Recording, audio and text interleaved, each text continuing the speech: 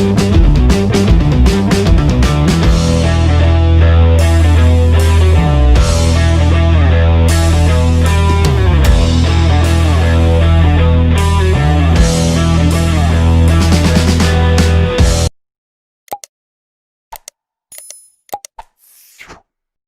students. In this video we will discuss a interesting topic that is called genetic engineering. You know what is genetic engineering? Engineering means to construct. Genetic engineering means we are going to construct the DNA particle. We are going to modify and transfer of DNA. Modify and transfer of DNA from one organism to another organism. So we are going to change the DNA, or we are going to transfer the DNA from one organism to another organism, or you can modify. Two things are there. One is modification of DNA or transfer of DNA. So these two processes takes place from one organism to another organism. That process is called what? Genetic engineering. So for this genetic engineering, we need some tools. So what are the tools? There are basic tools for recombinant DNA technology. Genetic engineering, otherwise called rDNA, recombinant DNA technology, or we can say gene cloning. Both are same. Gene cloning, recombinant DNA technology, genetic engineering, everything is same. All are same. But here we need some basic tools for this process. What are the basic tools? One is enzymes we need.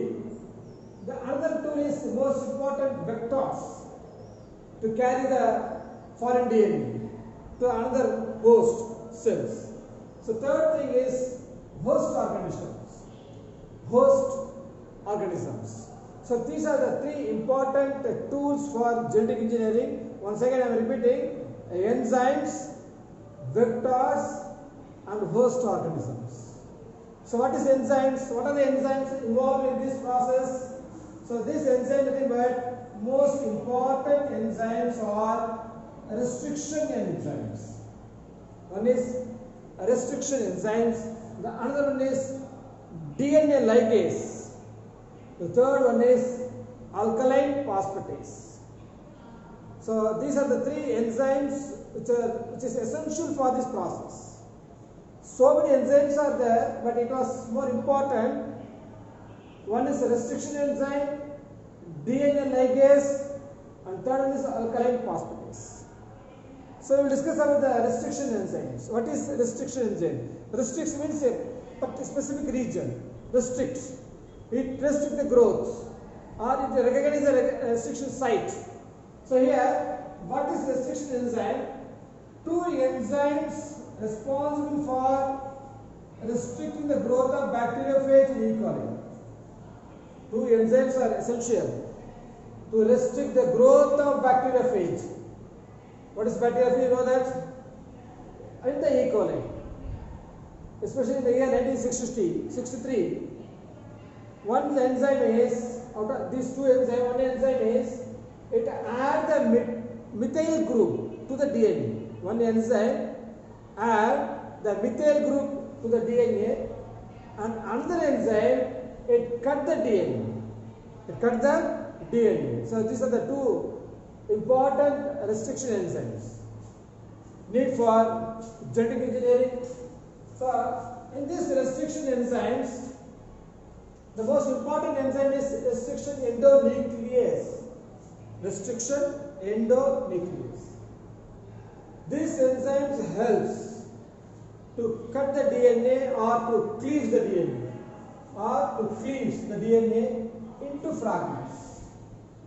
into small fragments at a specific recognition sites called restriction sites.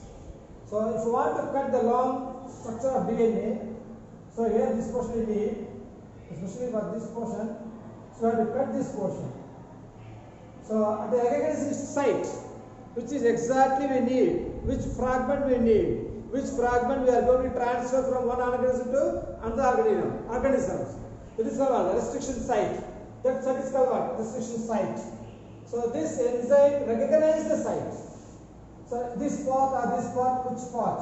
Which part we are going to transfer, or which part we are going to modify the DNA into another host cells. So that region is recognized.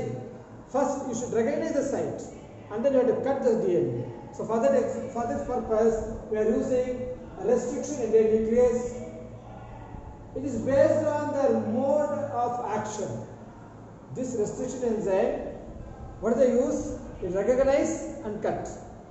It recognizes the sequence of DNA. Which part of DNA we are going to transfer? Who recognize? Restriction endonuclease, and also cut the DNA, it cleaves the DNA, especially the particular site. So this restriction endonuclease, based on their mode of action, it has two types.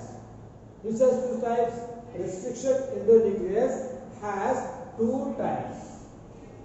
What are the types? One, exonuclease. Second, endonuclease. You know the name, exo means outside, endo means inside. Are you clear, students? So two enzymes are there based on their mode of action. One is exonuclease, one is endonuclease. So what is exonuclease?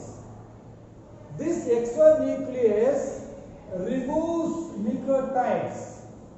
It removes nucleotides one at a time from the end of the DNA molecule. The end of the DNA molecule, outside, end of the DNA molecule. This is best example for exonuclease. One enzyme is called BAL31 and exonuclease 3. So these are the two enzymes comes under exonuclease. It removes the nucleotides in end of the DNA. Whereas endonuclease, it breaks the internal phosphodiester bond inside. If it is in the end of the DNA, it is exonuclease, whereas inside the DNA, it is called endonuclease. Are you clear? So it breaks the internal phosphodiester bonds within a DNA molecule. It is called what? Endonuclease. The best example for endonuclease, the first one is HIT2, EcoR1, PVUL, BAMHI, and TACI. These are the important enzymes comes under endonuclease.